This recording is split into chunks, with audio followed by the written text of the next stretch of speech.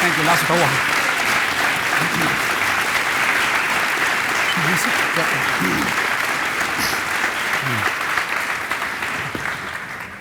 Well, first of all, thank you very much for coming here today, Malala, Mr. Yousafzai. I guess I'll start off the interview from a question from myself. I mean, Malala, we see you all over the world, in the US, in France, in Belgium. I mean, I myself am struggling to juggle just between studying and sleeping.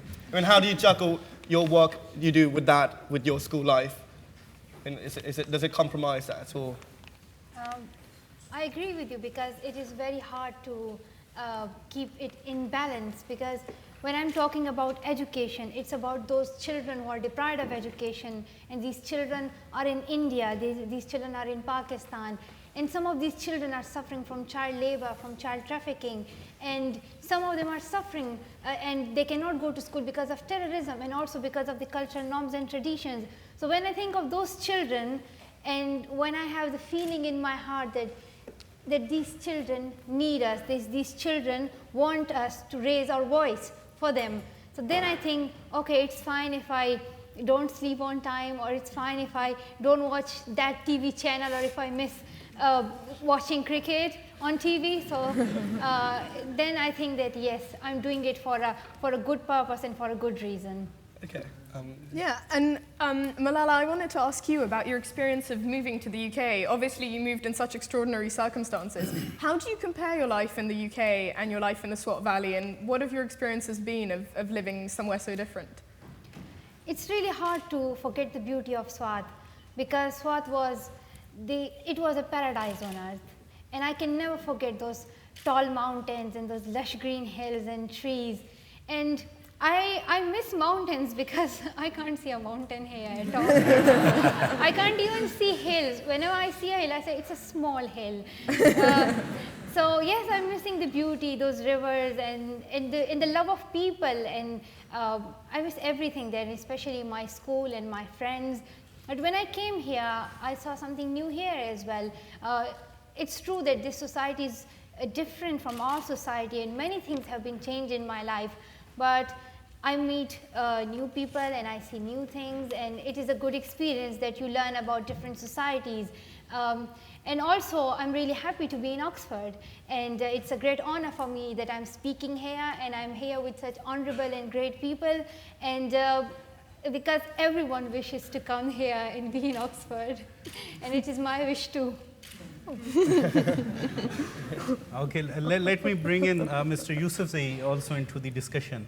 So as a parent, Yousafzai Saab, once when we read this book, it is as much that it is a story of Malala, it is also a story of a family. And I think that when you read the book, you realize, you know, the incredible bond that you share within the family, and also the separation and the reunion and everything. So as a parent, how do you think that this family bond, this family values, what role has this played in developing a child like Malala and encouraging her to become what she is?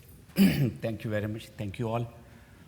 I think that family is the basic unit of society, and it's the root of culture.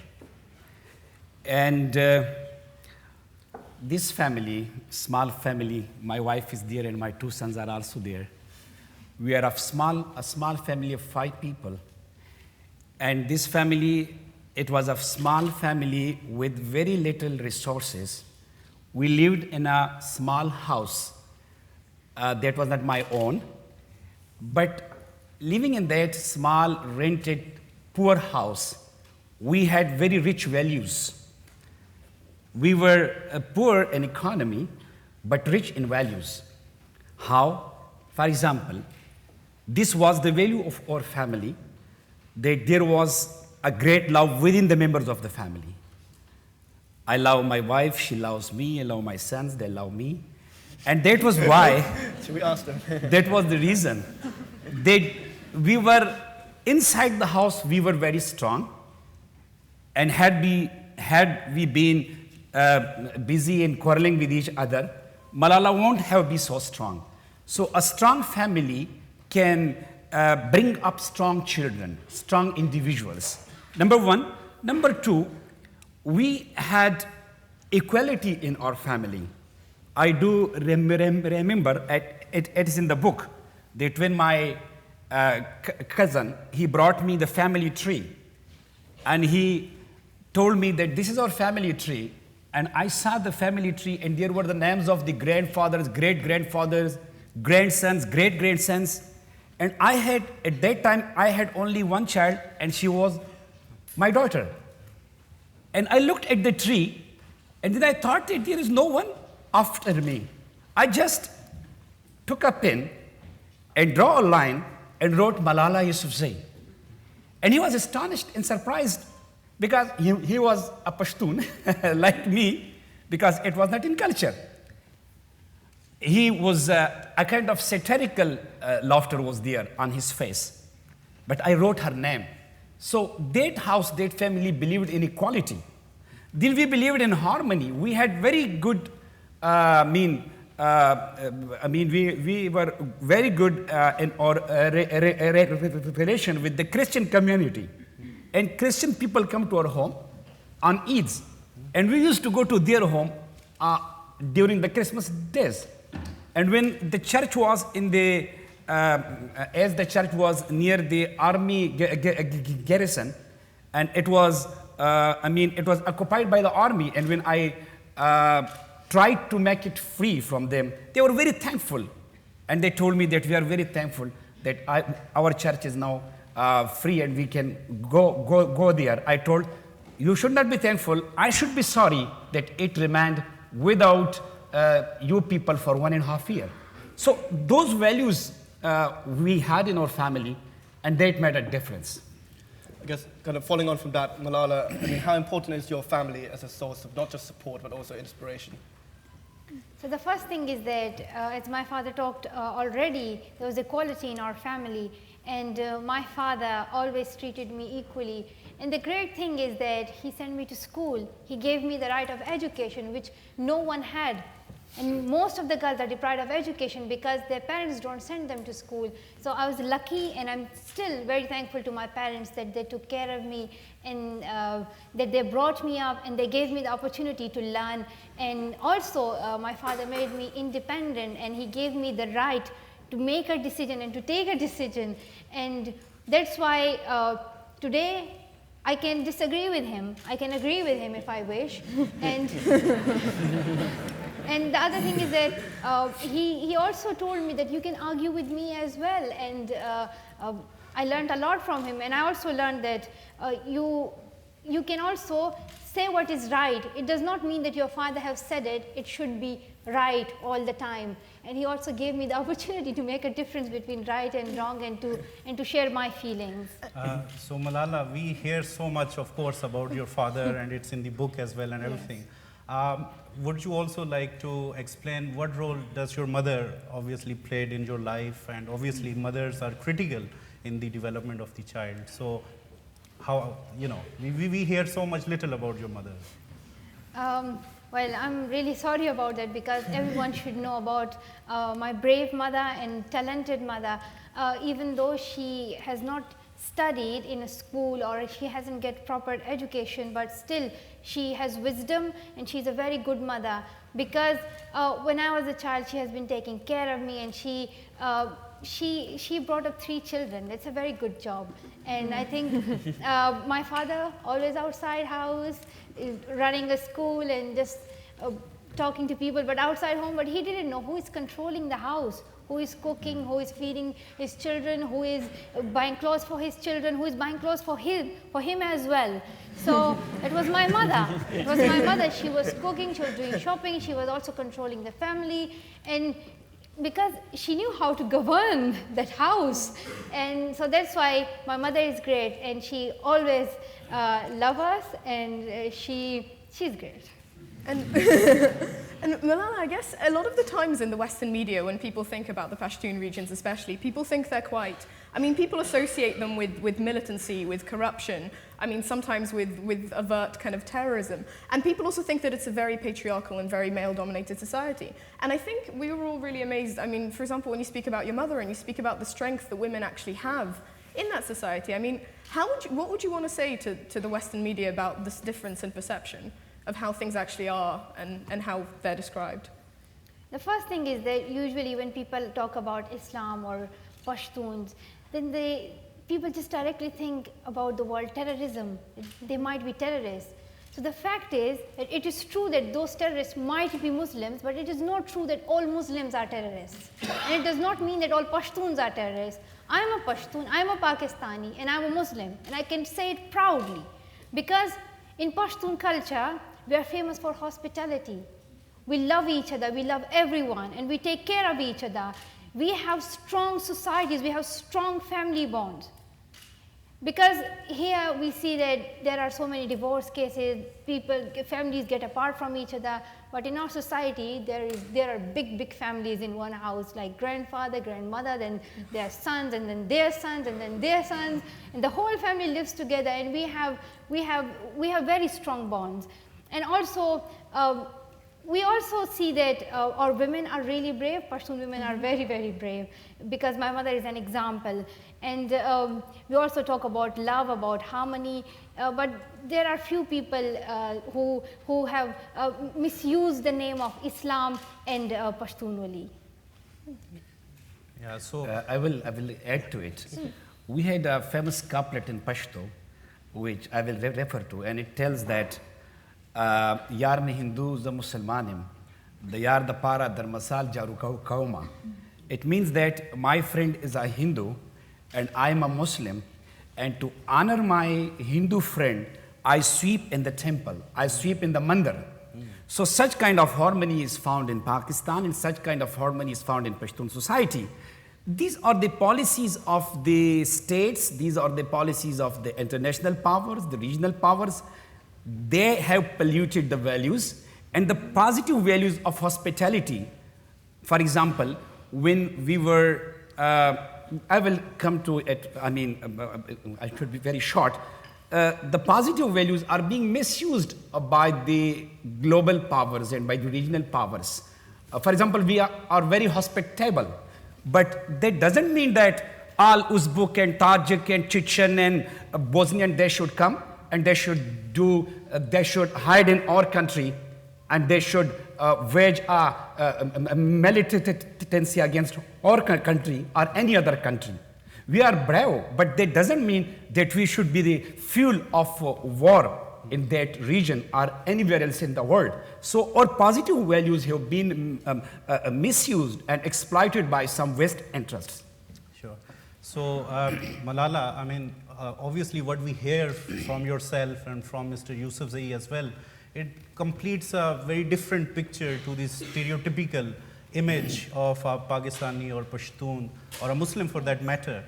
And of course you stood up, and despite all the calamities, all the hardships, you showed tremendous compassion even after the terrible incident which took place.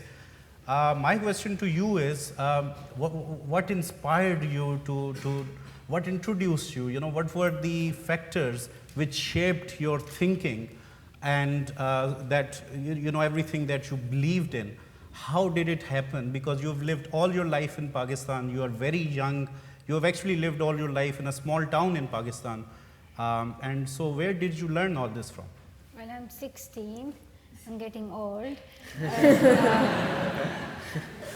But the other thing is that when I was in Swat, before the terrorism spread in Swat, I was going to school and I had a very heavy bag and with a lot of books. I was doing my homework on time, and I also wanted to get first position in the class, get high marks, but I could not understand why it is important. But then later on, when I saw terrorists and some people, and they were speaking against education and especially against the education of girls, I realized at that time that this education, these books, these pens are something really important.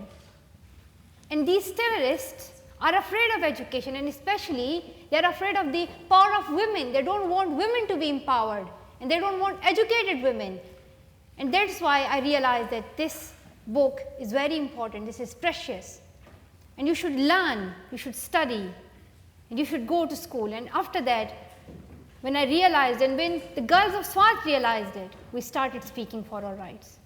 And when we say we started speaking about our rights, but how we how did we? At that time, media needed someone to speak the truth. And when it is hard, when your life is at risk, you cannot speak. Because if anyone spoke, on the next day his body could be found in the green chalk being slaughtered. And at that time, we said now it is the great opportunity for us that we tell people all over the world that this is happening in Swat. Swat, the beauty of Swat, people forgot about that. Swat was no more a paradise. People were afraid of coming to Swat because they thought it is just an area of war. And at that time, we spoke about our rights through media, in newspapers, in TV channels, that education is our basic right and we want peace in Swat. And after that, there was a military operation, and due to the struggle of the people of Swat, the terrorism finished and the terrorists went back to other areas. And Swat is now a very peaceful place. But still, girls' education was really important for me. And I continue to speak for girls' education. And even now, I'm continuing it because I think that it is my duty and my responsibility to speak for the rights of girls and to speak for women's rights.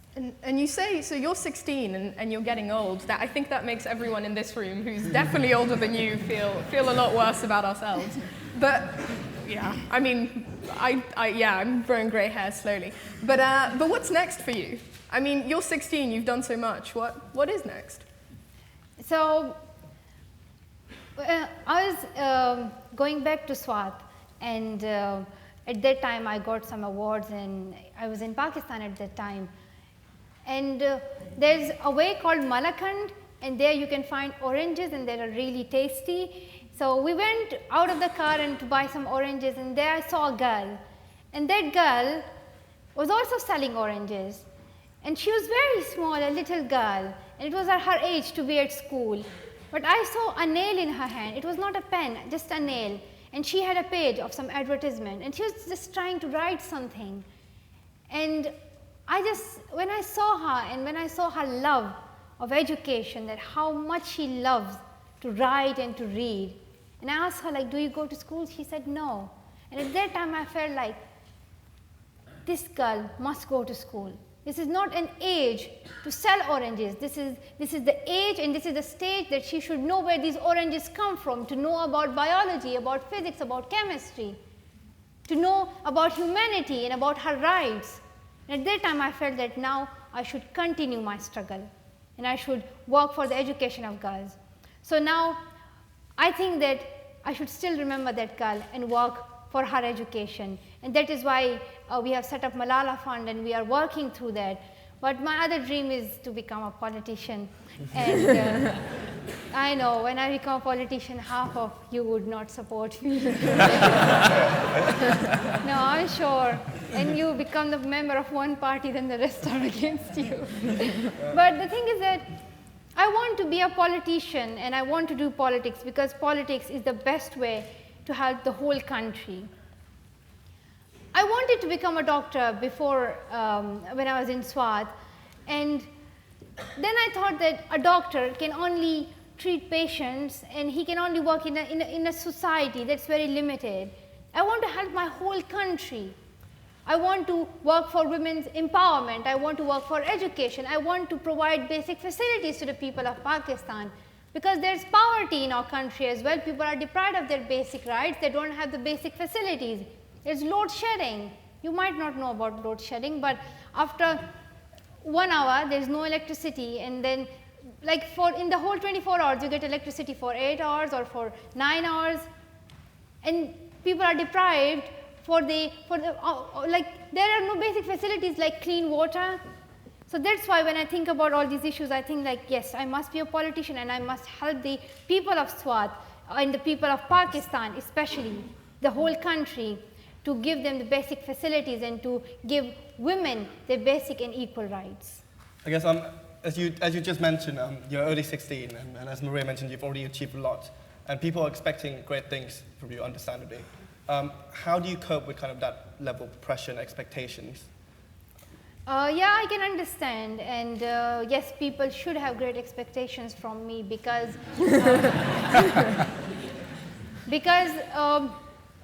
I have already got a lot of awards and more than I deserve, and I think that there is still a big award for which I will struggle till my death, and that is the award to see peace in every corner of the world, and that is the award to see every child going to school, and especially girls, with their equal rights and with their basic rights and treated with equality and justice. So Malala, I mean, how can everyone, you just mentioned Malala Fund. Yes. And of course, many of us in the hall, until you actually become politician at least, would like to support you. How can everyone get involved in this quest towards your objectives that you just mentioned? So when I was in Swat, I wanted to make a foundation, Malala Fund, and I said like I want to help these children, and especially girls who are suffering from domestic child labor. And whenever I used to go to school, I could see girls, and those girls were not going to school, but rather those girls were going to another rich people's houses, and they were cooking, and some girls were washing dishes, and some were taking care of children. It was not the time to go and work. They are very young girls, and I just wanted them to go to school, and I wanted to see them with pens and books in their hands and wearing the school uniform. And now, because I was short and we came here, so we again worked on Malala Fund, and we started our first project in Swat. And the first project was to educate 40 girls, and those girls were deprived of, education, and they were suffering from domestic child labor. And now when I talk to them on Skype, and now when I see them, I just feel the real happiness, the happiness that I can never see in the world. And the happiness is just, I can never describe it, because some people ask me like, do you get happy when you get this award and that award, when you meet this person and that person? I don't have that feeling of happiness, and which I have when I see those girls with books in their hands and learning, and when I see them at school. And I want to continue this struggle for education, and now through Malala Fund, we have three main objectives. The first one is to work on the ground and to reach to the deprived people, because if you talk about education, if you don't look at the marginalized people, those people will be marginalized forever. So you must reach those people as well, and it's really important. And also to go to the areas which are suffering the most, areas like Afghanistan and Pakistan and India, and now in Syria. It's an emergency. Those children need us because they are homeless and as well as deprived of education. And other than that, the second objective is to do advocacy, and also to go and ask the responsible people, because it's their duty, it's the duty of the government to provide the basic facilities to the citizens of their country. And also we want to recognize those girls who speak up for their rights but are not yet known. So giving them a award and a platform to speak and raise their voice globally. And I hope that you would support me, all of us, in Malala Fund. And you would not only support the Malala Fund, but rather you would support those girls and those children who are deprived of education. I guess I know a lot of you have questions, so I'm going to move on to a final question from the panel. You've obviously come here to talk at, you've talked a lot about education, and you're here at one of the top kind of educational institutions in the world. What message do you have to us Oxford students and other students of top universities in the role we have to play in increasing the access to education in underprivileged areas in all parts of the world? When I think about what everyone should do, we can do a lot. Sometimes we just we think that, what can I do? I can't do anything. But the thing is that, yes, everyone can play his or her role. The first thing is that in Swat, I only spoke, and it had an impact. Now here it's time that you also speak for the countries and for the children who are deprived of education. But there's one thing that I have noticed. As we can see that United Kingdom is quite far away from the suffering countries, and here people think that we are safe, but it's not the reality. We must keep it in mind that the terrorism is spreading, and now we all should speak for peace and for equality, and also we should think about those marginalized people as well. And we should make it our duty and responsibility that we will work for education. And your every simple act can play a role in it. And if you just give £1 to a foundation, it means you are giving it to their children, to those children who cannot go to school. And if you write an article in a newspaper, and when you speak about women's rights, it means you're playing a great role. If there is someone in your street and he is poor and he cannot afford to give education to his child, if you help that person, it's also that you're playing your role. And other than that, we also need some other things. And that is love, that is equality, that is justice, and that is harmony. And we should all treat each other with equality, and we need harmony in our society. So I think everyone can play a role.